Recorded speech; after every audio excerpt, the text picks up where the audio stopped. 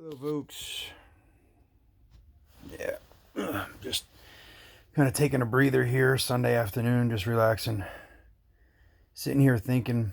I've been on the forums all day, just looking at what the reaction is to East versus West and all of that. First of all, hats off to Ingen Terzi, another great promotion. Uh, to be honest, I mean, I normally like Travis, but I think he had uh, way too many inflammatory things to say yesterday. Whether it be home cooking or, talking about Michael Todd and all that. Obviously, he forgets because, it's been so long since he's been relevant, that, when you're up there, you're fighting for you're fighting with everything you got if you're a champion, in your mind, Um, we'll get to the Michael Todd match, and that's the one that I'm really talking about, Michael and Jerry. But yeah, the comments about whining and crying and being a baby and all that, I don't agree with it. He was fighting for his match career there, and he felt like he was cheated, and he was fighting 110% to get what he thought he deserved. But we'll get to that. I'm not going to go through all the matches. I'm just not. I'm going to go through the highlights in my mind. Corey West, left-handed. Ain't no doubt that he's number one NA. I would say America. I don't know about Canada too, because I honestly don't know if Devin can beat him with his party arm. I doubt it. I'm going to be honest. I doubt it, but who knows? Devin is Devin. I have no clue. So right now, no doubt that Corey West is number one in America. I'd actually love to see a match between Corey West and Devin left-handed. And just see, because North America still doesn't have the weight classes like East versus West, where 250 pounds would be considered a heavyweight, and then above that would be super heavyweight, which I actually agree with. By the way, I actually agree with the fact that we should have something like a 255 or a 260 weight cap, and then after that would be like a super heavyweight. I just actually pulled in a tournament not that long ago where I weighed 242 in the morning, and I'm up against 300 plus pounders, and it was crazy. Now don't get me wrong, there was a few 235 and 245 guys that just absolutely crushed me, but pulling the 300-pound guys was just, oh my god, it was incredible. Even when I was 270, I never said I was a strong 270, but at 270 I had an easier time pulling a bigger dude than I did at 240 something. But anyway, I digress.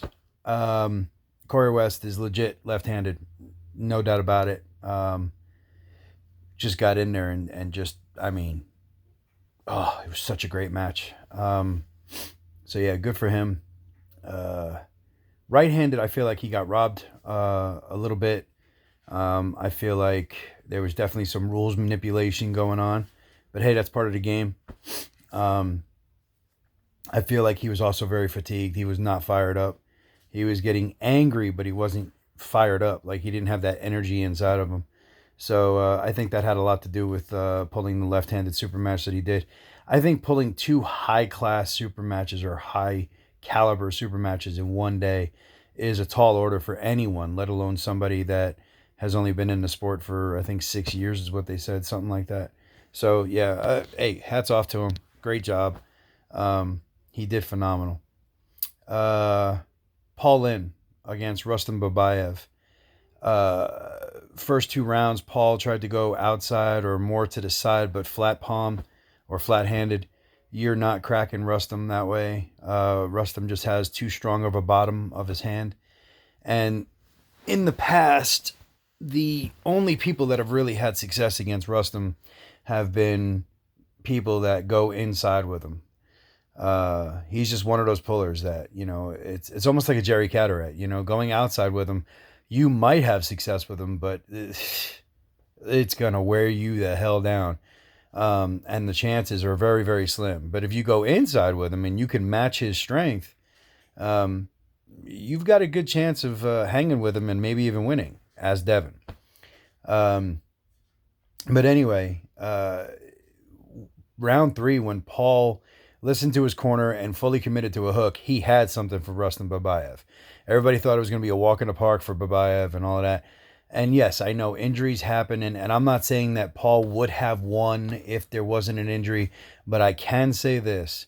When he changed his attack and he changed his lane, he had something. He was equal to the task for Rustum. So at that point, for me, it was the reset button. I think it was an amazing display of power from Paul. And, obviously prayers, and I hope that Rustum heals up quick and comes back and kicks some ass. But I think that Paul, knows the lane now, has the data, and will come back even stronger. And I really think that Paul has a good chance to legitimately take out a legend when that rematch does inevitably happen. John Brzenk versus actually, let's go to what's his name, Ehrlich. That dude shocked me. I thought Coach Ray was going to run up one side of him, down the other, and that dude schooled Coach Ray. That was incredible. That was phenomenal. Great job, man. Great job. There's really not much to say about it. This guy's been kind of flying under the radar for everybody, and he showed up in a big way yesterday. So good for him. Kick ass, take some names, man. Onwards and upwards. Now, he challenged Rustam Babayev. I don't think that match is going to happen anytime soon. But the guy obviously has his sights set high because Rustam is no joke. So who knows? Maybe he takes on Paul Lynn. Could be an interesting match. I don't know. I think Paul's going to be too much for him, but I think Rustam would be too. But who knows? I don't know where this guy's strength is. He just kind of showed up, So he's been pulling for a long time, but he's been out of the game, in the game, kind of, you know what I mean? So, yeah, let's see where he's at, right? Put him against the best, see what happens. So good luck to him. I'm a huge Paul Lynn fan, so, I can't wait to see what he does. Onwards and upwards for him. And right now he is the reigning 85 kg champion in East vs. West, so good for him. Let's see. John Brzenk versus Irakli Zakinashvili. First of all, real impressive from Irakli to see that much heart put into a match, to, as Devin would say, test your frame to its absolute limits, to let your ego set aside and say, well, my hand and wrist didn't work, so screw that. I'm just going to put my shoulder forward and just go for broke. And that kid was willing to separate his arm yesterday to win that match, and congratulations to him for winning that match. Breakdown, John took his hand, and it was beautiful. John, absorbed the hit, lost a little bit of his wrist flexion, but still had his pronation solid. Was able to take Irakli's hand, and once that happened, John just knew it was all over. Irakli immediately went into a flop wrist press and pressed John. And John was like, okay, I didn't know you had that in your arsenal. Got it. Stored. Done. So round two, John was obviously ready for it, took his hand. Kid came forward, and John just held him and beat him. Round three, same thing. Round four, should have been a walk in the park for John. John decided to pose with him a little bit, talk a little bit of trash, went for the press a little bit early to make it look good for the crowd. And Irakli somehow, some way, got some purchase on John's hand and powered through it. So now it's 2-2. Round five, John legitimately gassed. I think there was a little bit of, oh shit, I'm in here with somebody that isn't willing to quit. There is no quit in this man. And John expelled too much energy in round four, kind of toying around with him, and it cost him. And I mean, look, it just proves that even a 58-year-old absolute legend, the greatest of all time, that is not in contention at all, the greatest of all time, can get caught. You know what I mean? Like, it can happen. But kudos to both of them. Great fucking match. It was amazing. I loved it. It kind of broke my heart that John lost, but that's all right. I think John on a different day with just business, you know what I mean? Like, I'm going business, wins that match 3-1. I really do.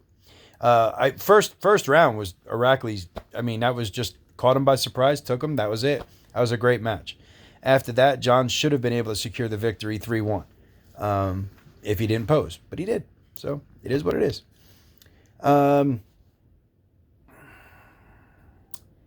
Michael Todd versus Ungerbayev.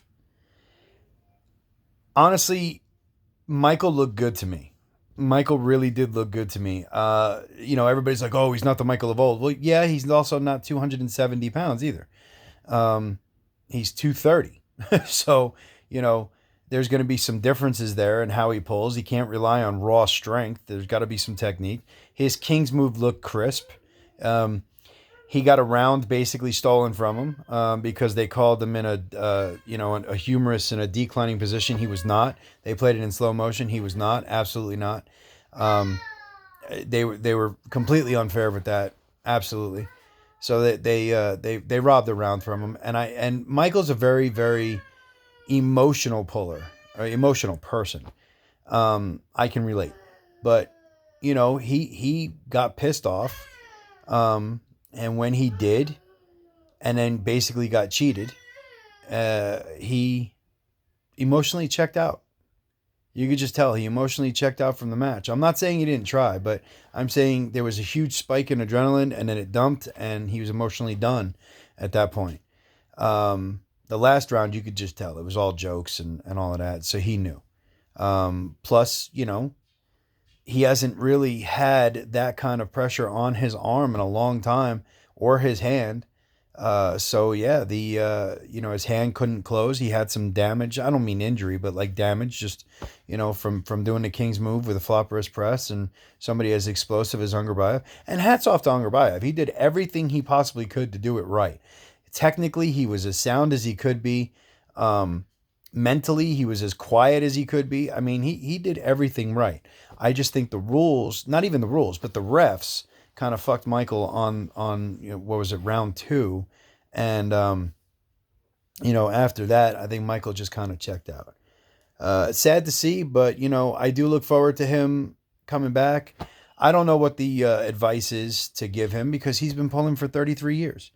I do think that,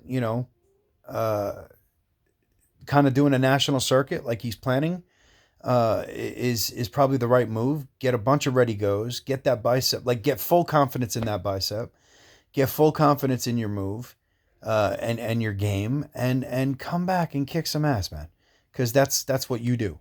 So good for you. I already know that's gonna happen. I watched his Instagram, and he's already talking about a champion's response and all that. So good for him. And nobody can take away the fact that he is a champion. Then there's the Jerry Caderet versus. Hang on one second. I'll be right back. All right, I'm back. Sorry about that. It's my daughter's birthday and she actually has to work, so I was just saying goodbye to her. Anyway, Jerry Caderet versus Jesus, Shvetkov. I can't remember. I can't pronounce his last name. I'm sorry. Georgie, whatever. And I say whatever without trying to be disrespectful. I know people can't pronounce my fucking name if they can't speak English. So anyway, that dude was just awesome in his kind of high posting low hand top roll. It looked amazing. He did beautiful. Obviously, Jerry hadn't trained very much at all in the last 3 months to nurse that injury. You could tell there was definitely some strength loss in him, but he was healthy and he was able to come back from some really bad positions. It was an ugly match. I don't recommend it. But he fought again. He fought, with the fouls. Michael and Jerry both said the same thing. You just got to apply the rules consistently. If they're going to be consistently loose, then fine. If they're going to be consistently tight, then fine. But they got to be consistent. You can't just have one set of rules for one set of people and one set of rules for others. The reffing, honestly, is what let down that promotion yesterday. The promotion quality was great. The announcing was good. Again, Travis, you could take it or leave it. But Neil Pickup is the god of announcing arm wrestling. I think Coach Ray was awesome. Honestly, I think Ryan Bowen is fantastic at it, so they should probably have him back. But Travis, you could take it or leave it. I think he was way too inflammatory in a lot of ways. But But also, uh, there were definitely inconsistencies. There was one round where I thought Georgie or Yorgi had the win. It looked like he pinned him. But Jerry said that it wasn't, or his elbow was off the pad or something, and they went back and looked, and that's fine. If they saw something that they didn't see during the match, great. But it was an ugly match. If I was Jerry, I'd be like, okay, I got away with that one. I really got to train hard, and I'm a champion, right? I've got to train hard, and I've got to do honor to that shield and that helmet. But now let me do my normal thing and piss off all of you trolls out there and you internet tough guys. Um, none of you, none of us are going to touch these guys. All right, anytime soon. We are not in the caliber of Jerry Caderet. We are not in the caliber of um, John Brzenk uh, or Paul Lynn or Michael Todd or Chance Shaw. A lot of us aren't even coming close to Chance Shaw. Um, so for us to talk shit, for any of you to talk shit about them, which by the way, Chance Shaw had a good match too. I think he just gassed out, or the opponent found the lane against him and used it better than Chance could adapt. It was still a good match. A lot of people are talking shit about Chance, endurance this and getting cocky that and all of this. Chance is one of those people that likes to catch and then pull through. So when it looks like he's being cocky, he's not. He's catching, which is exactly what he's supposed to do in his, because that's his style. Devin does the same thing, and then he pulls through. And he was just having trouble to get the guy back onto the A side, his A side, after round one. But whatever the case may be, that's another thing. It seems like people don't watch the matches before they comment on them. They just get the results and then start talking shit. Um, I ran into somebody today that turned around and responded to Devin's video, his latest video about poaching, that he wants to fight Dennis as, he's still trying to stay relevant. He's the 115 kilo champion of East versus West. How much more relevant does he need to be? You know what I mean? Like, some of the comments are just asinine at best, but some of them are just downright stupid. Somebody was tagging Rebecca Todd, asking her how it felt for Michael to cuss out his entire corner. Man, the guy was heated. He was in the moment. He was pissed off, and his corner was trying to tell him something that he physically couldn't, and he was frustrated that he physically couldn't. So he let out a couple of cusses. Ooh. You know what? Rebecca didn't divorce his ass. His corner was still there for him. They understand. Because unlike you keyboard warriors, you internet tough guys that, are like me, that only have 2 years experience and you're acting like you can hang with any of these people, unlike you, they actually understand who Michael Todd is and what he's contributed to this sport and what kind of legend he truly is. Okay, unlike you. I got to tell you, AWU is the worst for it. Out of any of the forums that I've seen, AWU is the worst for it. I have never seen a more disgusting display of just outright, I have no idea what I'm talking about, but I'm going to talk shit about some of the best arm wrestlers in the world as if I could take them or as if I could actually coach them in any way, shape, or form. It's absolutely incredible to me. But this is the age of the internet.